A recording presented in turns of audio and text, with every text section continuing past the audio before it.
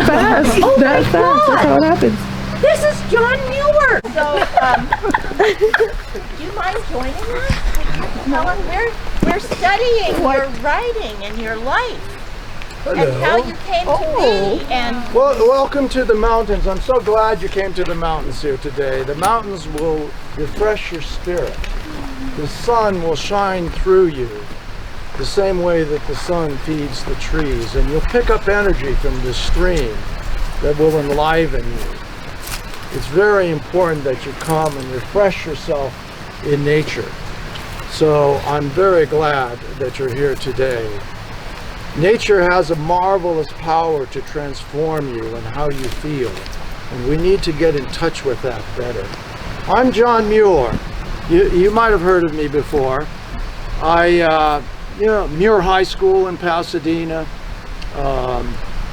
Muir Peak, right here in these mountains, as a matter of fact.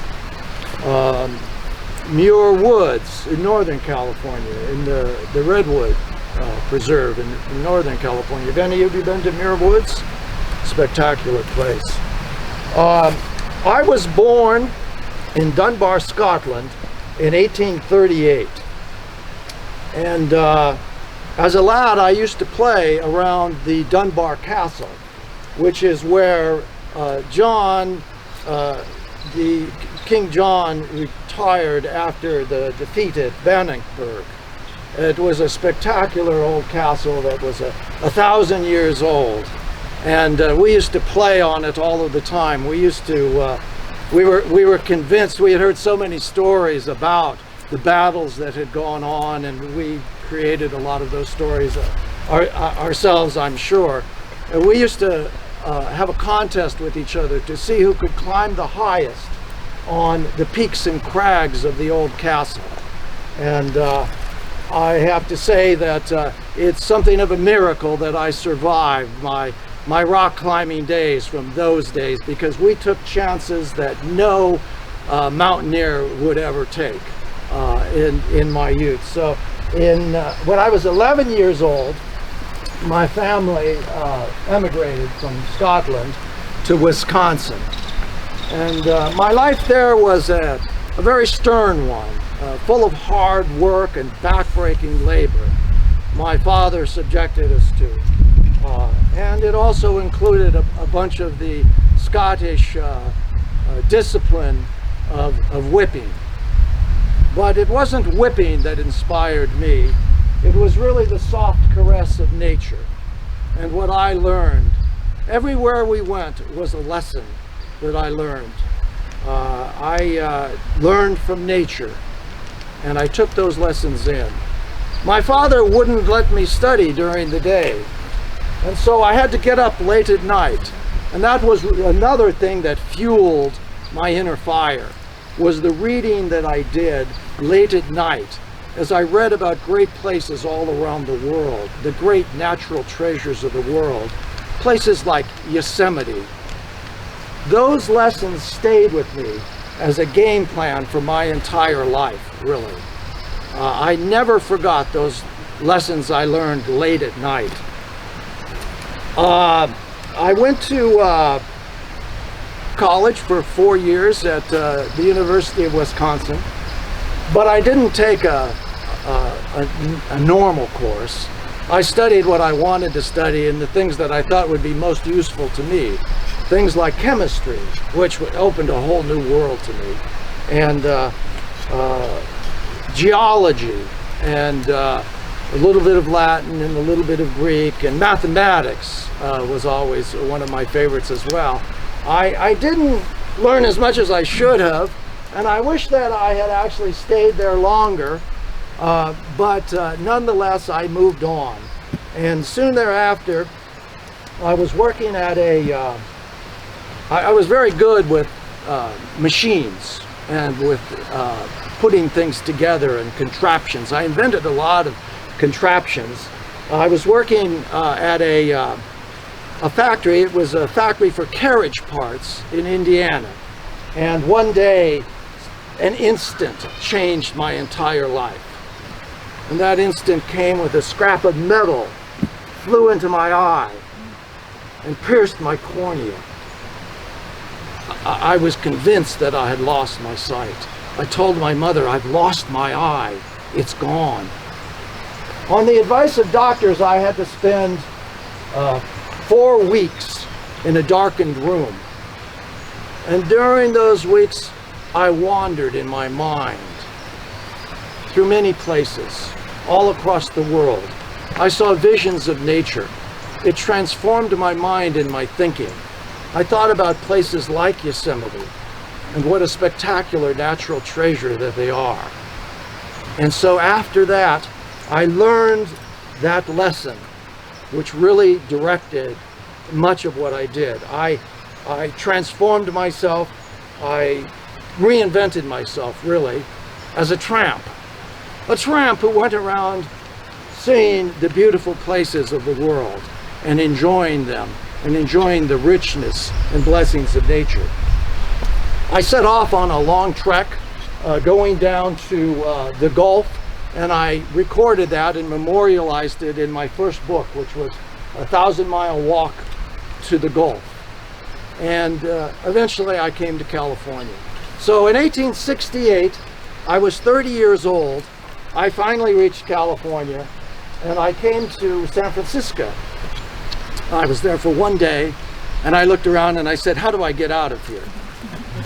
And I asked someone, where should I go? How do I get out of here? And he said, well, what are you looking for? And I said, show me a place that is wild. That's where I want to go. The mountains were calling, and I was eager to follow that call to the mountains. I went up to the Sierras, and I saw the most spectacular setting that could ever be imagined. It was like a city of gold. It was so resplendent with its natural beauty. They're called the Sierra Nevadas. Nevada, of course, means snowy, but actually, in reality, they should be called the fountain of light, because they are so beautiful and resplendent. But I was really blinded by that beauty, as a matter of fact, for a second time in my life. And all of that, though, seeing the Sierras, didn't really prepare me for the beauty that is in the heart of the Sierras. And that is the beauty that is in Yosemite, in Yosemite Valley. When I finally got there, I saw nature at work. Nature has a wonderful way of its own that few of us truly understand. Nature builds and destroys and turns upside down and changes and transforms and twirls and hurls and takes one form after another, one more beautiful than the other. This is the progress of nature, which I learned. I settled down there in the Yosemite Valley for 4 years, and I really got to know all sorts of aspects of the nature that are there.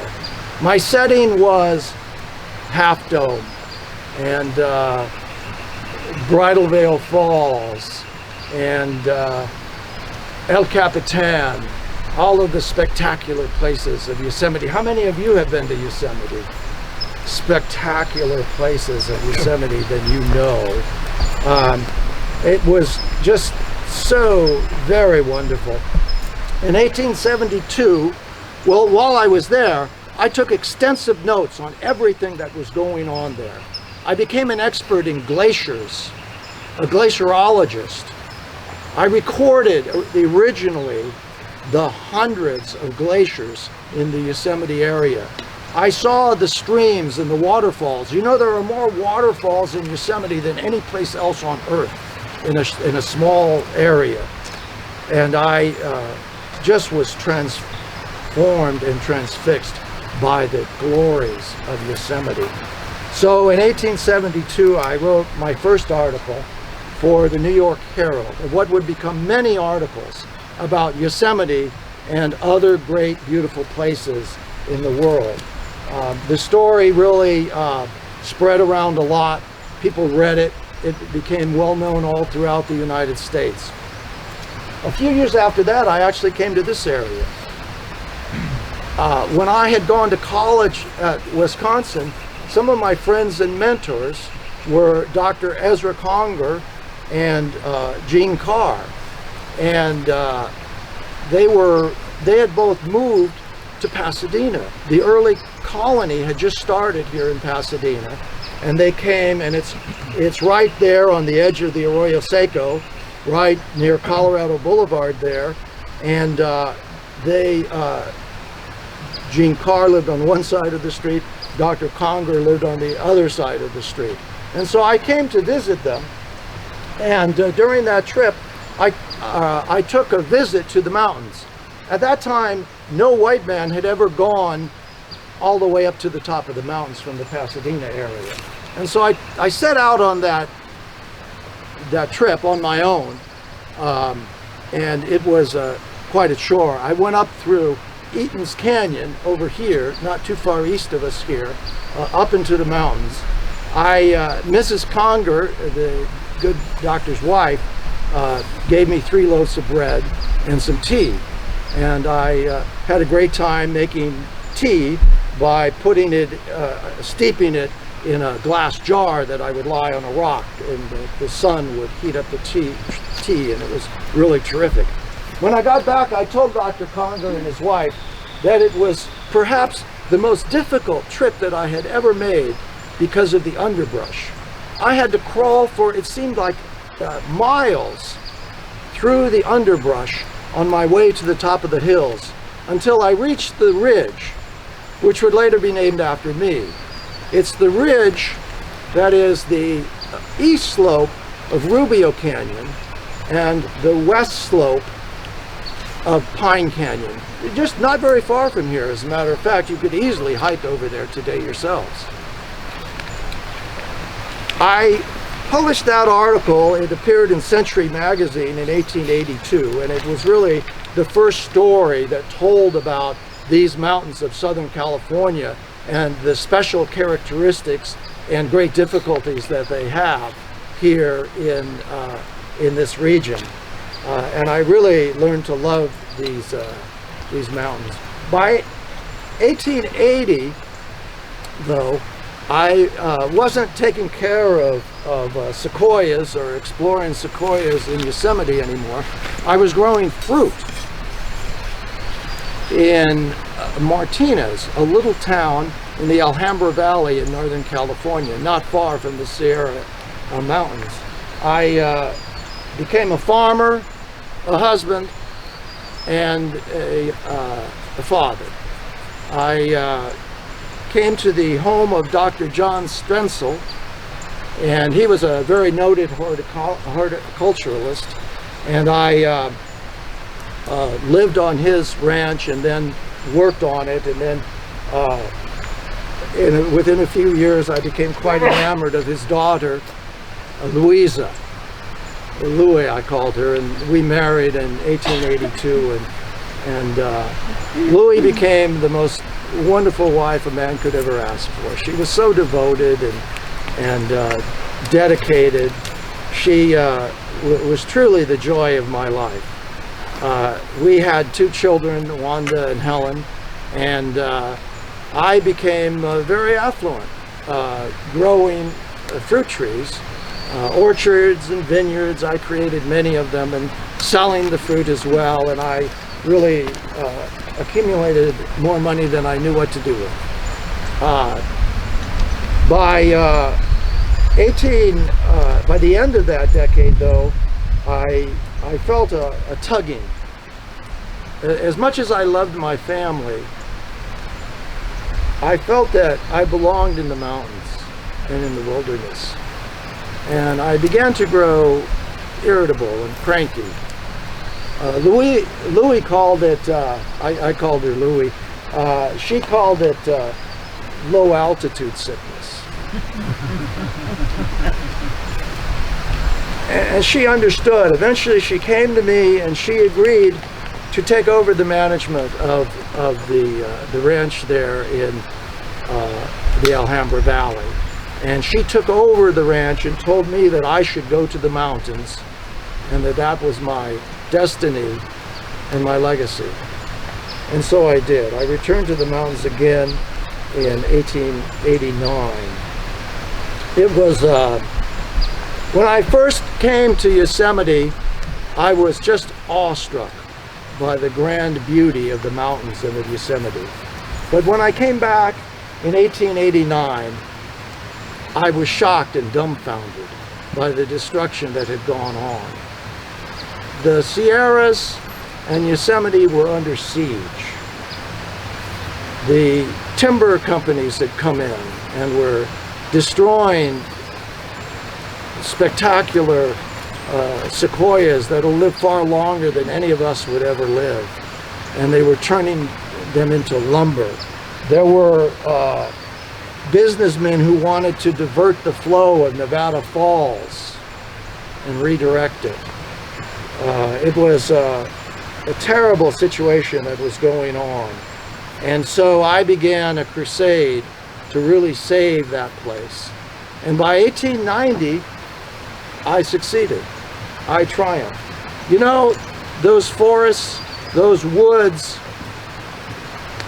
had survived drought and famine and flood and earthquakes and avalanches and every matter of physical attack. But they couldn't survive fools.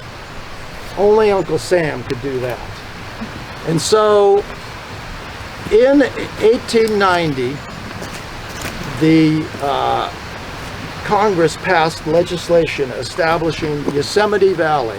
They set aside 1,200 square miles as Yosemite National Park. Actually, they didn't include in it Yosemite Valley itself and the Sequoia Grove either. But later, 16 years later, that was actually added to the park, which was a wonderful thing. This was, by this time, 1890s, had published many articles that were being read all across the country. People were really listening. For me, writing was a very important instrument, but every word was a grind. It was very difficult to do. Slowly over time, though, it changed the consciousness of Americans. And Americans began to see the importance of preserving wilderness and wildlife. And that was symbolized by the establishment of the national park system, which I was pleased to play a part of. By 1890, I was well known and my works were very popular. I was at the height of my prominence. I was respected by politicians who came to me and sought advice. I became the first head of the newly formed Sierra Club, which was dedicated to the preservation of sacred places throughout our country. And but still, and I was asked by a president, Teddy Roosevelt, to give him a tour of Yosemite. And so we spent 4 days walking through the woods, camping out, learning about nature, communing with each other, little realizing that very soon we would be on the opposite sides of a very important battle to preserve part of that nature. So it was within Yosemite, glaciers had carved a valley that was truly a mountain temple, one of the most spectacular in the world. It's the Hetchy Valley. And as early as 1890 and 1900, politicians were talking about damming the Hetchy Valley for water, drinking water. And others talked about the hydroelectricity that could be developed through that. The Hetchy Valley really represented a nation that moved into the 20th century with a tremendous dilemma. On the one hand, there were those who believed in preservation of our natural resources. On the other hand, There were those who viewed those natural resources as necessary to the industrial development of the United States. And so it was preservation versus exploitation. And in Hetchy, that battle had explosive and very damaging results. We fought hard for Hetchy. It was a bitter battle, my toughest battle. I have to say, many times I felt as if I was battling alone. My friends abandoned me because they wanted to stay away from the political controversy. The lumber companies attacked me ferociously. Even Teddy Roosevelt turned his back on us. So back at home, when I would go back to Martinez, my children had left, and so the large home that we had was an empty hall with just Louisa. But then she died in 1905, leaving me very lonely.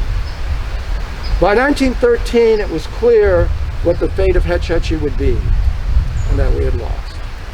And that this beautiful mountain temple, which was so precious to me and to those who really understand nature in California, would be drowned in millions of gallons of water.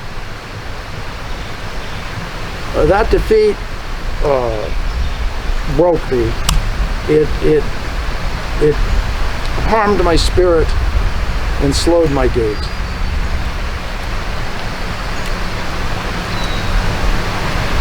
These were important victories that we had already won, these battles to preserve the national parks, but it was clear that it was not a complete victory and that we had much to accomplish.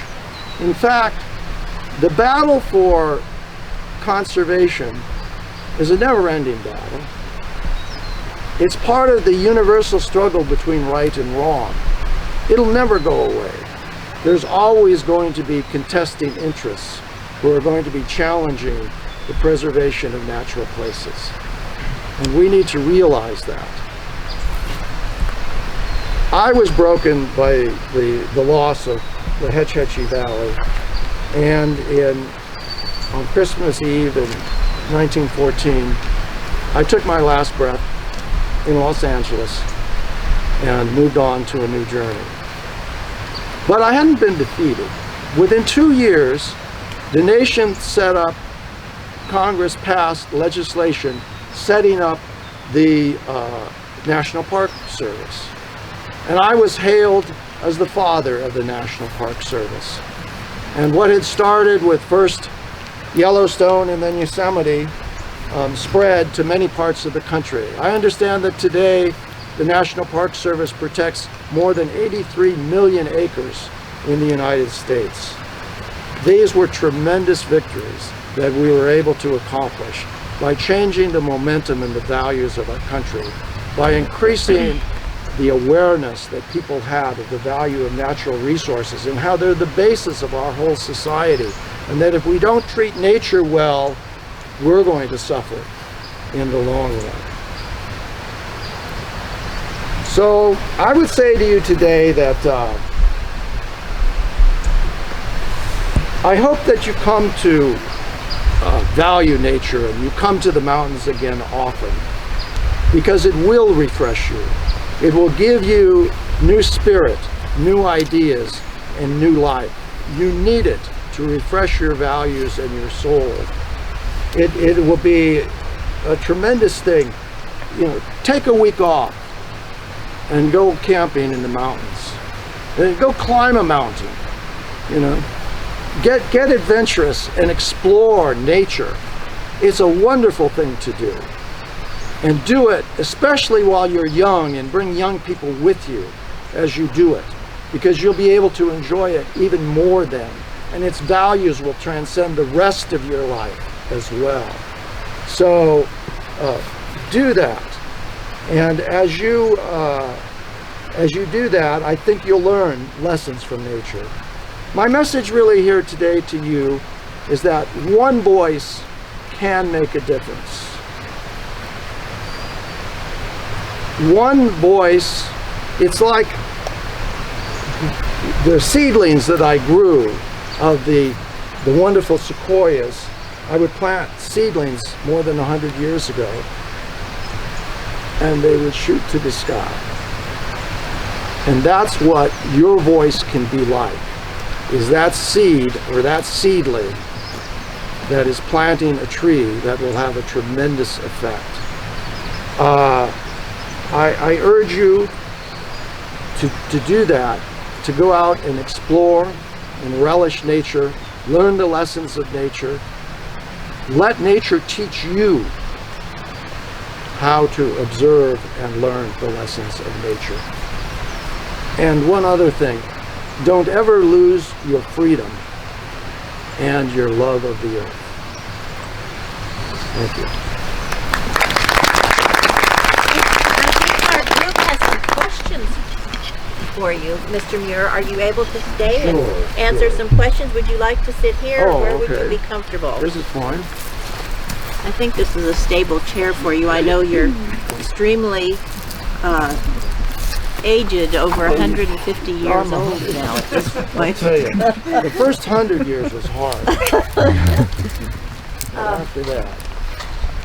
I have some questions from a couple people who couldn't be with us today, but I know everyone here has prepared questions. So why don't we start with the questions from our group here, and begin a conversation. This is just an open dialogue with everyone. I have a question. Why didn't you take your family with you? Why didn't I?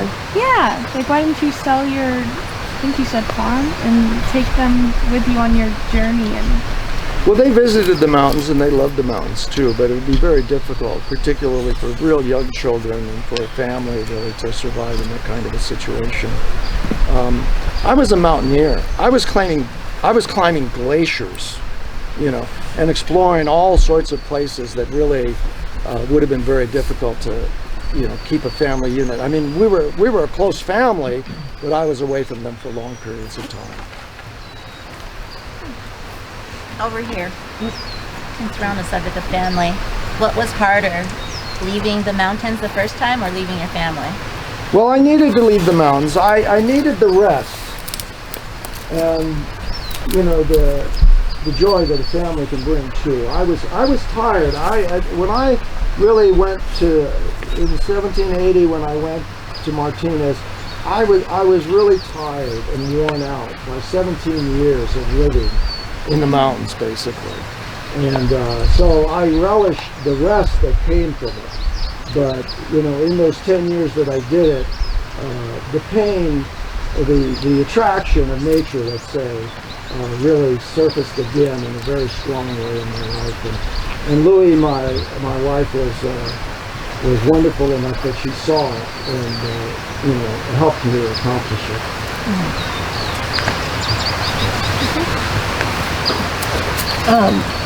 So what made you initially move to Martinez? Was it because you were tired of the mountains? I was worn out. You know, I was 17 years living in the Sierras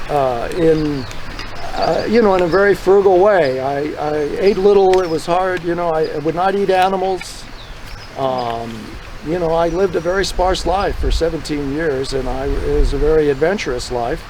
I loved it very much, but I was very tired at that time and needed a rest. Yes. what would you have done if Louisa didn't support you? If she didn't take over management, would you have stayed with your family?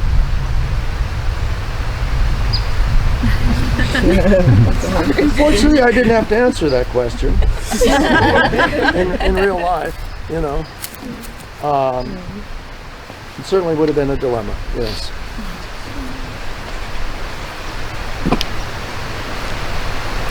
During your time when you couldn't see, when you hurt your eye, did you ever become frustrated? I was so frustrated. I mean, those 4 weeks in the dark room, on the one hand, they were frustrating, and I was suffering physical pain as well as the emotional pain of fearing that I had lost my eye. Fortunately, it gradually recovered fully, but there was that wonder. But also, on the other hand, I remembered many of the stories that I had read earlier, and I took a wonderful mental voyage, really, during those 4 weeks, and of places like Yosemite, and it really inspired me even more to follow my passion for nature and to go explore Yosemite and other great places as well. When you were in nature with others or watching others in nature, did you see other people having similar experiences with nature as you had? Absolutely.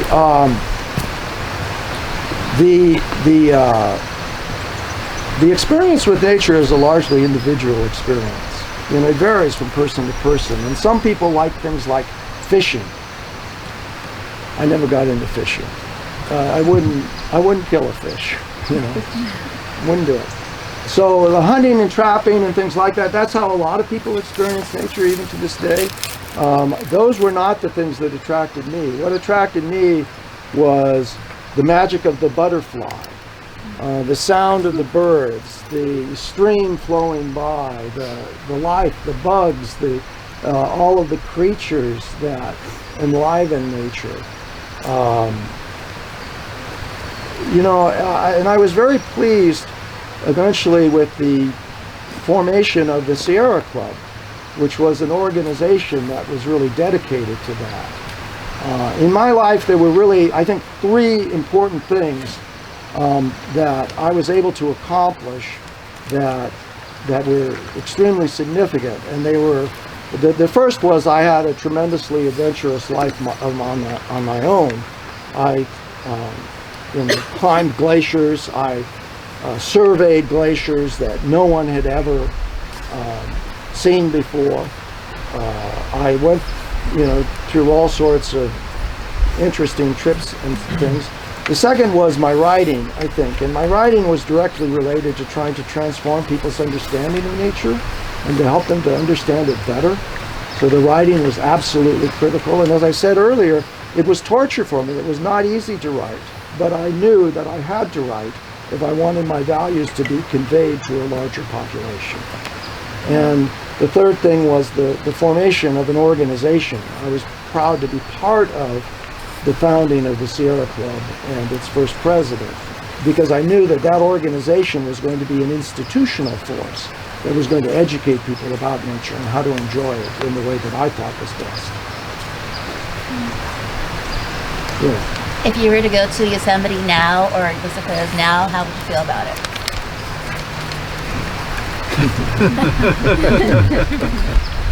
Well, I love Yosemite, and I was there recently, and it was the winter, and there weren't a lot of people there, and it was spectacular. The waterfalls, and I mean, it's just such a temple of nature.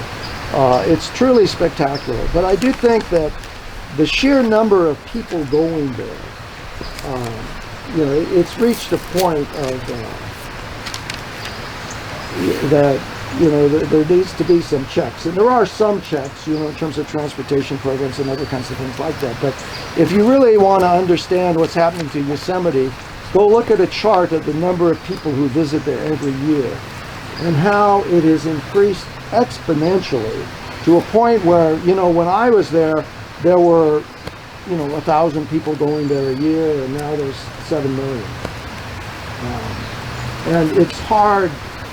There's a burden on nature from that kind of intensity of visitors and such. So it's complicated because it is such a spectacular place, and we want people to enjoy it. But on the other hand, we really need to learn how to tread lightly on the land. Is Yosemite still wilderness? Parts of it are, but you couldn't really call. As beautiful as Yosemite Valley is, you couldn't call most of Yosemite Valley wilderness anymore. But Wilderness is a relative term that changes over time even, so.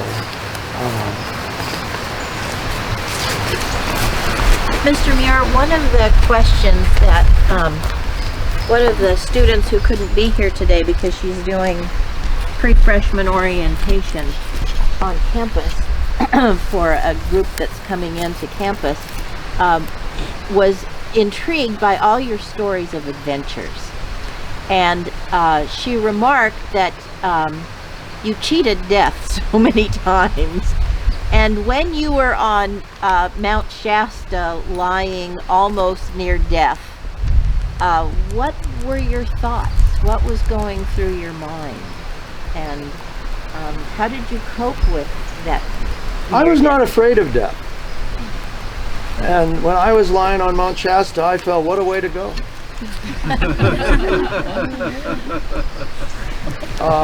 And the fear, losing the fear of death is a very liberating experience. And I certainly was far more adventurous than most people ever were. But there's a wonderful thrill that comes from that kind of adventure as well. And so I was willing to trade the threat for the thrill. Who else has questions? Yes. What would you say is one of the important lessons that like nature itself taught you?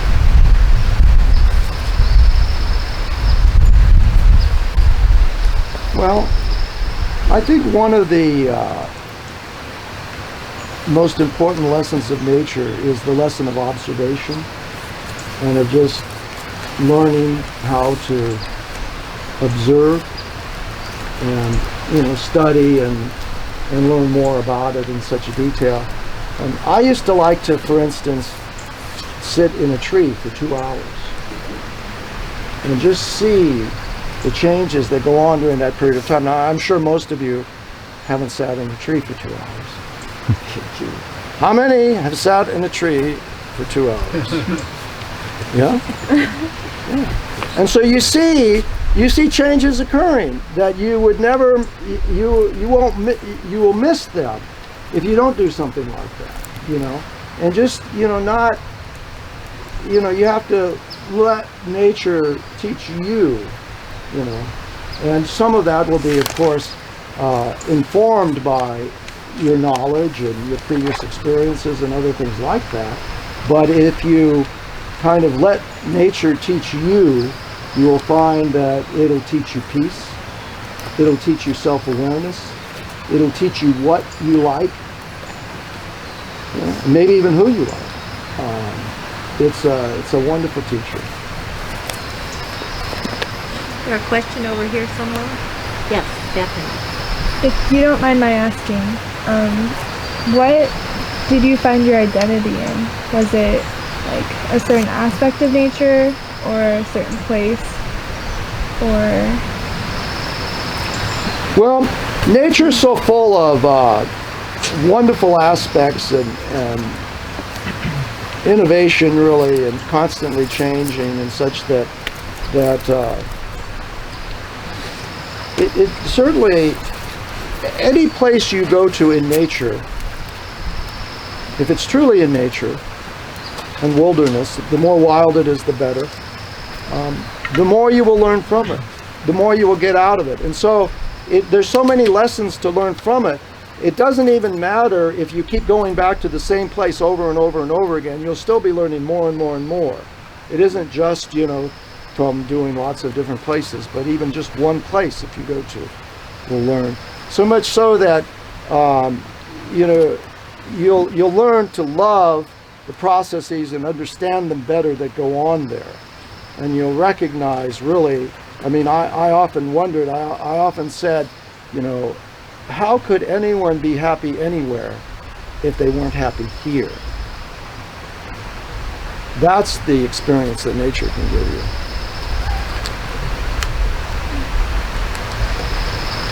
More questions? I have a question. Yes. So if you could meet and sit down and have a conversation with any other wilderness author, naturalist from any time period, who would you want to talk to? Well, there have been a lot of great nature writers.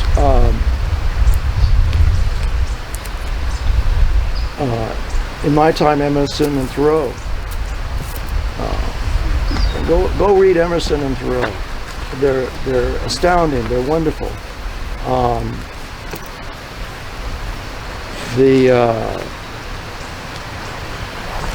In our time, Wallace Stegner now, John McPhee, Rachel Carson. There have been a lot of really wonderful writers who have summed up the lessons of nature and have been important advocates for preservation and restoration of nature. One of, well, actually several of our students, one of the things they had to do was to pick a resource and share it on our discussion board. And several were intrigued with Isabella Bird and her work. And I know that that her adventures and her life for a woman at that time was very adventuresome too. Is she someone you might have liked to have Certainly talked would with? have liked to know her.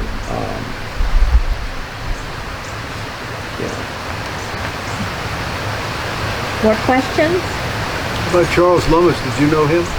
Oh, Charles Lummis, sure. Yeah, Charles Lummis was,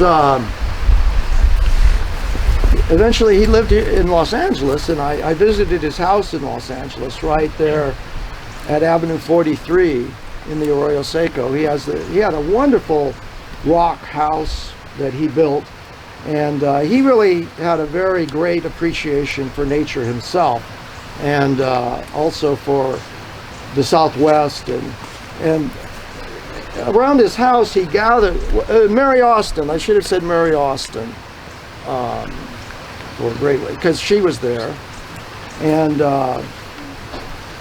Margaret Collier Graham in this area actually wrote some wonderful stories. She was a fiction writer, but wonderful stories about nature, basically.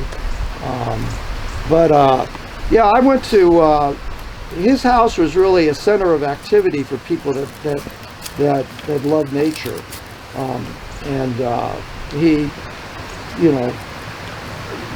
he formed organizations as well to defend nature, to restore the missions, and to do all sorts of other things like that. So to protect Native Americans, quite an interesting figure. So, Mr. Muir, I noticed that at your home in Martinez, on your mantelpiece, and you may not be aware, but your home today is a museum where the public can visit and see your home and all that you treasured there.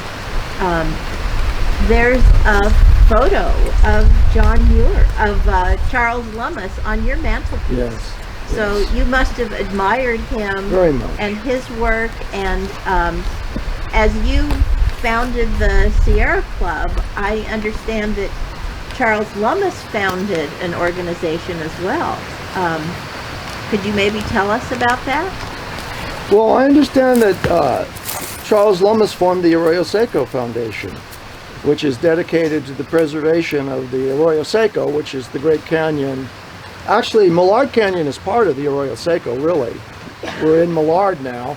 Millard is a tributary stream. There's 14 tributaries of the Arroyo Seco in these mountains, and the Arroyo Seco itself is a tributary of the Los Angeles River system. So Lummis lived right on the Arroyo Seco before there was a freeway there, before there was a flood channel running down the middle. So he had a special attraction and love of the natural character of the Arroyo Seco, which has suffered so much from concrete and fools.